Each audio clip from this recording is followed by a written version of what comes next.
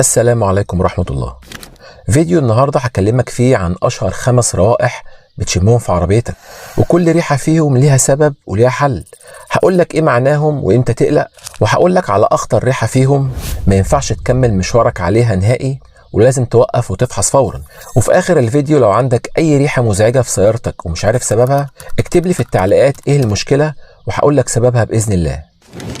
رقم 1، لو شميت ريحة حرق، ودي حاجة كده شبه ريحة فرامل أو كاوتش محروق، ودي بتبقى جاية من الفرامل أو الدبرياج، وفي الغالب ده بيحصل يا إما بسبب إنك بتضغط فرامل جامد وكتير أثناء المشي، أو نسيت فرامل اليد مرفوعة ومشيت عليها فترة، أو يا إما أنت من الناس اللي بتسوق وبتسيب رجلك مريحة على الدبرياج شوية خصوصا في الزحمة. الحركة دي بتخلي الاحتكاك مستمر وبتسخن معاك الدبرياج، وكمان لو سايق على مطلع والعربية محملة زيادة، فلو الدبرياج حالته تعبت وقرب يخلص بيبدأ يعمل سخونة وريحة حرق، وبتلاقي السحب ضعف معاك خصوصا في المطالع. تقلق لو الريحة دي بتزيد ومستمرة عندك، وهنا لازم تفحص الفرامل والدبرياج. لكن لو الريحة دي مؤقتة ومش بتتكرر يبقى الموضوع بسيط، ما تقلقش. تاني حاجة بقى، ودي أهم وأشهر ريحة بتتكرر مع ناس كتير، ودي في منها اللي عادي وفي منها اللي فيه خطورة. وهنا لازم تفرق بين ريحة البنزين المحروق والبنزين الني اللي لسه ما اتحرقش. البنزين المحروق ريحته بتبقى طالعة من الشكمان وبتبقى تقيلة شوية، وبتحسها أكتر مع بداية تشغيل المحرك أو لما تكون العربية محملة زيادة، ودي معناها إن البنزين بيتحرق بس مش بشكل كامل. وأشهر الأسباب إن البوجيهات جابت آخرها والشرارة بتاعتها ما بقتش مظبوطة، فالبنزين مش بيتحرق صح، أو يا إما خليط الهواء والبنزين مش مظبوط.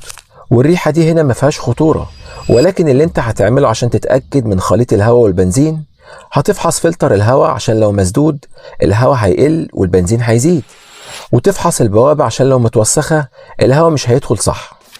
وهتبص كمان على لون البوجيهات، لو لونها اسود يبقى البنزين زيادة، ولو ناشفة يبقى الهواء اللي زيادة.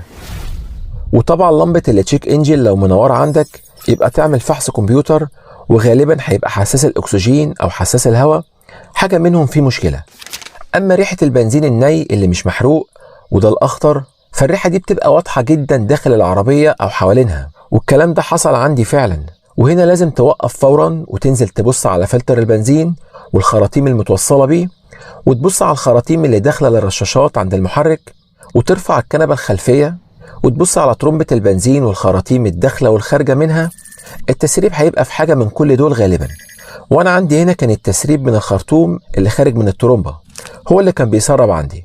والريحة هنا بتبقى واضحة معاك جدا انه بنزين ني لسه ما اتحرقش، وده خطورته كبيرة لو حصل شرارة او حرارة زيادة تعمل حريق لو التسريب كبير. ولو عايز معلومات اكتر عن ترمبة البنزين وعلامات واسباب تلفها وازاي تفحصها بنفسك بكذا طريقة مهما كانت امكانياتك، هيظهر فيديو اعلى الشاشة حالا وهسيبهولك في اول تعليق هيعرفك كل حاجة عنها. تالت حاجة هي ريحة دخان خفيف أو زيت محروق، ودي سببها إن في تسريب زيت بينزل على جزء سخن في المحرك أو الشكمان، فمع السخونية بيعمل دخان بسيط وتشم الريحة دي.